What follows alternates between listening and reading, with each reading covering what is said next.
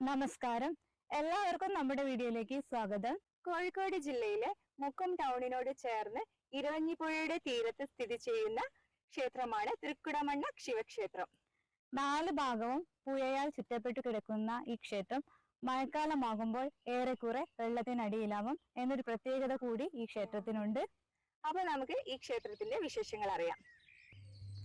സാധാരണ ക്ഷേത്രങ്ങളിൽ നിന്നും വളരെ വ്യത്യസ്തമാണ് തൃക്കുടമണ്ണ ശിവക്ഷേത്രം. സാധാരണ ക്ഷേത്രങ്ങൾക്ക് കണ്ടുവരുന്ന വിളക്കുമാടം, മുഖമണ്ഡപം, ചുറ്റുമതിൽ മുതലായ ഘടനയൊന്നുമില്ലാതെ ഏറെ സവിശേഷമായി ഇരുവഞ്ഞിപ്പുഴയുടെ മധ്യത്തിൽ സ്ഥിതി ചെയ്യുന്ന ഈ മഹാക്ഷേത്രം ഭക്തർക്ക് അനുഗ്രഹം നൽകുന്നതോടൊപ്പം നാടിൻ്റെ ഐക്യത്തിനും മതമൈത്രിക്കും ഊർജം പകരുന്ന ശക്തി ചൈതന്യ കേന്ദ്രം കൂടിയാണ്. തൃക്കുടമണ്ണ ശിവരാത്രി മഹോത്സവം മതസഹോദര്യത്തിൻ്റെ മഹോത്സവം കൂടിയായാണ് അറിയപ്പെടുന്നത്.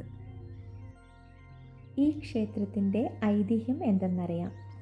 കൈലാസത്തിൽ ശിവപാർവതി പരിണയത്തിനുള്ള ഒരുക്കങ്ങൾ നടക്കുന്ന അവസരത്തിൽ സകല ദേവന്മാരും ഗന്ധർവന്മാരും ഋഷികളും യോഗികളും അടക്കം എല്ലാവരും കൈലാസത്തിൽ ഒത്തുകൂടി.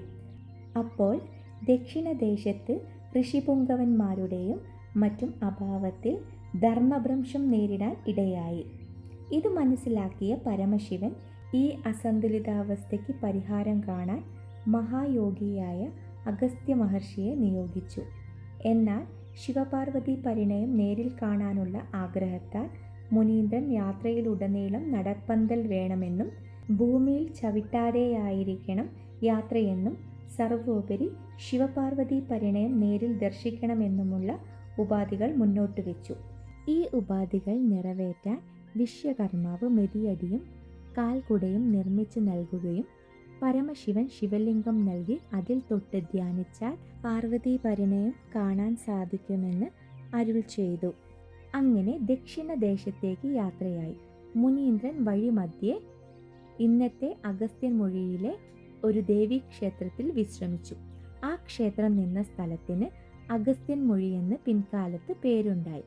ഇവിടെ നിന്ന് മഹാമുനി ഇരുവഞ്ഞിപ്പുഴയിൽ കിഴക്കോട്ട് നീരൊഴുക്കുള്ള സ്ഥലത്ത് ശിവലിംഗവും തൃക്കുടയും വെച്ച് കുളിയും തേവാരവും കഴിച്ചു.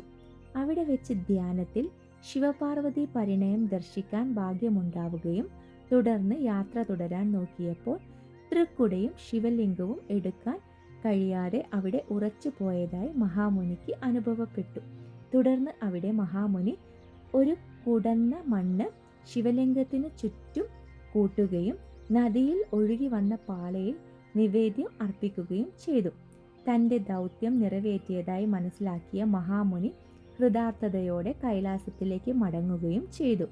മഹാമുനി തൻ്റെ കുട വെച്ചു പോയ സ്ഥലത്തിന് തൃക്കുടമണ്ണ എന്ന പേരു സിദ്ധിച്ചു. അന്നത്തെ സദാശിവ ചൈതന്യം ഇന്നും ഇവിടെ നിറഞ്ഞു നിൽക്കുന്നു. ഇരുവഞ്ഞിപ്പുഴ കാലവർഷത്തിൽ രൗദ്രഭാവം കൈക്കൊള്ളുമ്പോഴും ക്ഷേത്ര സന്നിധാനത്ത് ഇരു കൈവഴികളായി പിരിഞ്ഞ് ഈ പവിത്ര ചൈതന്യത്തെ നദീമധ്യത്തിൽ കാത്തു സൂക്ഷിക്കുന്നു. ഇവിടെ അഭയം തേടിയെത്തുന്ന ഓരോ ഭക്തരിലും ആ ദിവ്യ ചൈതന്യം അനുഗ്രഹം ചൊരിഞ്ഞുകൊണ്ടിരിക്കുന്നു.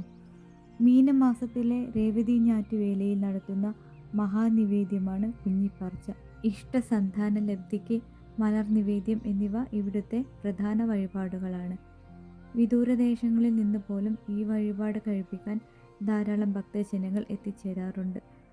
വാവുബലി തർപ്പണത്തിന് മലയോര മേഖലയിലെ ഏറ്റവും പ്രധാന കേന്ദ്രവുമാണ് ഇവിടം. മംഗല്യഭാഗ്യത്തിന് ഉമാമഹേശ്വര പൂജ, ശനിപൂജ, പ്രദോഷ പൂജ, മലർനിവേദ്യം, ശ്രീ രുദ്രാഭിഷേകം, ഇളനീർധാര, ജലധാര തുടങ്ങിയ വഴിപാടുകളും നടത്തിവരുന്നു.